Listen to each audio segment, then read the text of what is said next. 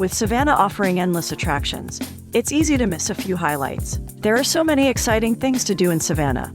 We understand it can be difficult to scale down the list of activities to fit in your visit. To make planning your trip a little easier, we've compiled this helpful list of 10 best things to do in Savannah. Number 10. Owens-Thomas House and Slave Quarters. George Welshman Owens was a wealthy planter, lawyer, and politician who lived in this house with his wife, 6 children, and several slaves beginning in 1833. The Owens-Thomas House and Slave Quarters focuses less on art and more on architecture. In fact, recent visitors described the house as both simple and elegant. If you like history, then an hour or two at the Owens-Thomas House and Slave Quarters should definitely make it onto your to-do list. A tour of the facility reveals what life was like for the upper class in 19th century Savannah. You'll see Greek-inspired craftsmanship and beautiful stained glass, in addition to the old carriage house and slave quarters. You'll also have a chance to peruse the public spaces, such as the drawing room and the dining room, where the family entertained guests, and can learn more about the day-to-day life of the family's slaves through interactive exhibits in the butler's pantry, the working cellar, and the slave quarters. Previous travelers praised the attraction, calling it fascinating and eye-opening.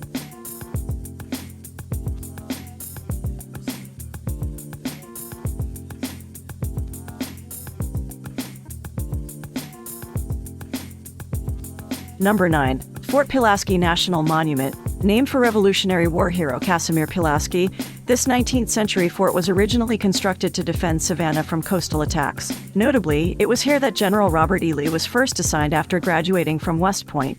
During the Civil War, it was occupied by Confederate troops until being surrendered to Union forces in 1862. Fort Pulaski was also a safe haven for enslaved people as part of the Underground Railroad. Today, you can explore the fort's colossal ramparts, intimidating stone towers, drawbridges, and moats. Frequent reenactments allow you to see what life in the fort was like back in its heyday.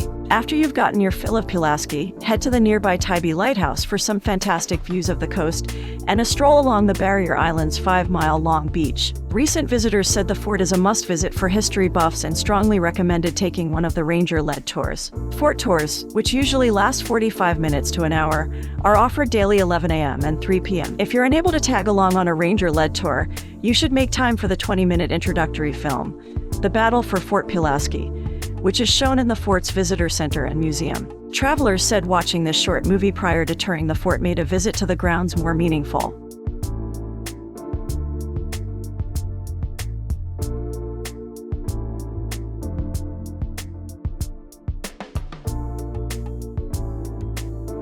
Number 8. Tybee Island. When you've had your fill of ghost stories, green squares, and historic homes, head to Tybee Island. Just a half-hour east of the historic district, Tybee Island is home to 5 miles of beachfront, the famous Tybee Island Light Station, and the Marine Science Center, among other attractions. On your way to the beach, consider a stop at Fort Pulaski Monument, a Civil War landmark sandwiched between Savannah and Tybee Island. Recent visitors describe Tybee Island as relaxing thanks to its clean beachfront and stellar views of the Tybee Island Light Station. If you're looking for an easy day trip from Savannah, the island should be at the top of your list, according to travelers. Plus, thanks to its proximity to the shore, Tybee Island is chock full of casual seafood eateries.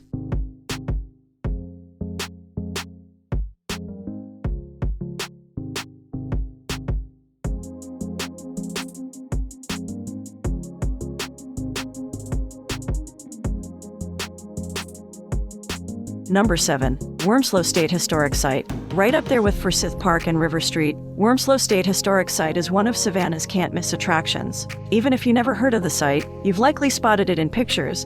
Its star attraction is the mile-long avenue leading to the plantation, which is lined on both sides by towering live oak trees dressed in Spanish moss. Most travelers venture here for the free photo opus alone, but what lies beyond the entryway is also worth your attention. Here you'll find the ruins of Wormslow, the oldest standing structure in Savannah, and the colonial estate of Noble Jones, a carpenter who came to Georgia in 1733 with James Oglethorpe and the first group of settlers from England. Along with the ruins, visitors can tour a small museum featuring artifacts unearthed at Wormslow and watch a brief film about the site and Georgia's founding. There's also an interpretative nature trail that runs along a marsh on the Skidaway River, as well as costumed interpreters demonstrating the tools and skills of colonial Georgia. Past visitors gushed about the Oak Line Drive and called the view iconic. If you plan to walk the trails, you'll want to wear comfortable, sturdy shoes and bring water, according to reviewers.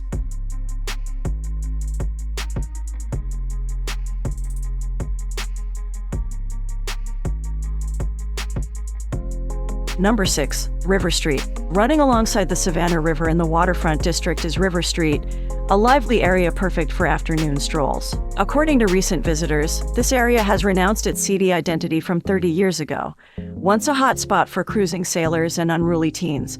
The cobblestone street is now lined with more than 75 souvenir shops, galleries, restaurants, and pubs housed in old cotton warehouses. However, River Street is still the place to go for pub crawls, making it attractive to party seekers and slightly less family-friendly after dark. Plus, the area comes alive with street musicians after the sun sets. Recent visitors recommended spending a few hours here for the gorgeous river views and excellent people watching. Unlike City Market, River Street does welcome cars, but it's best to explore on foot due to large crowds and limited parking.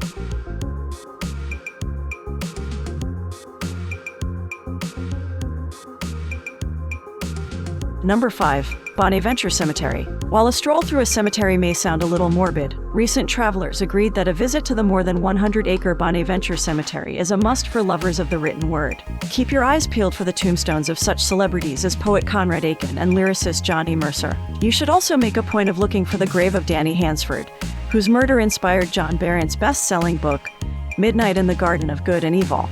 According to visitors, the hauntingly beautiful Bonaventure won't disappoint, but travelers said that bug spray, a water bottle, and comfortable walking shoes are a must. You can tour the cemetery on your own, but recent visitors said you should also consider signing up for a guided tour to gain a better understanding of the cemetery's intriguing history.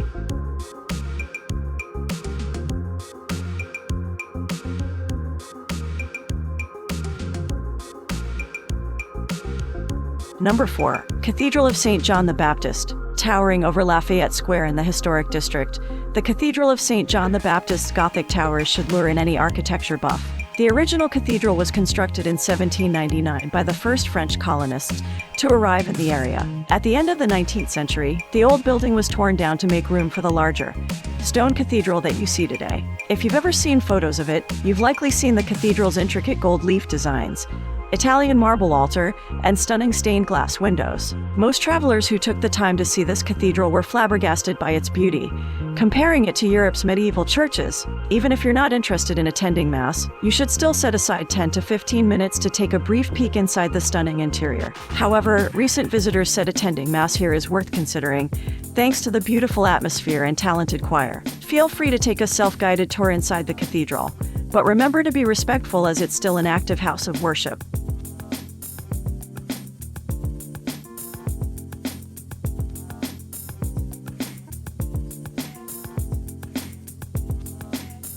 Number 3. Savannah City Market.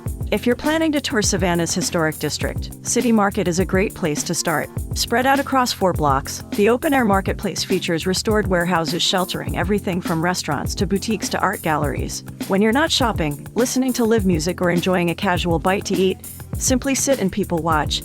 Past visitors said this area is great for resting weary feet and taking in the Savannah scene. Plus, City Market is also home base for trolley and carriage tours, so if you need to kill time before or after your tour, you'll find plenty to see and do here. Recent travelers said City Market was a great place for a leisurely stroll or a relaxing break from sightseeing with plenty of seating in the shade.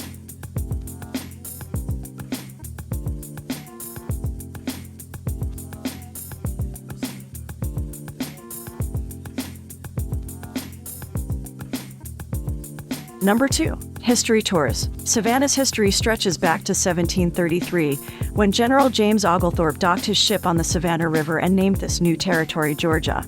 You can hear all about Savannah's past and the events that shaped its present on a history tour. What's more, you won't have any trouble finding a tour that suits your interests.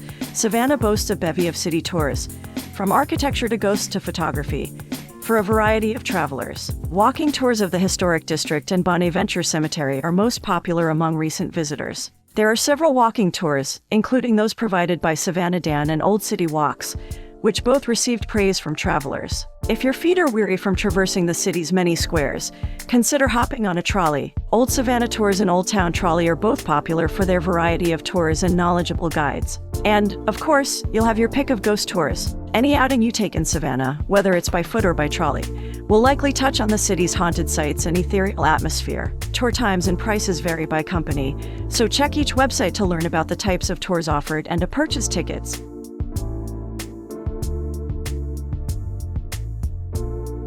Number 1. Forsyth Park.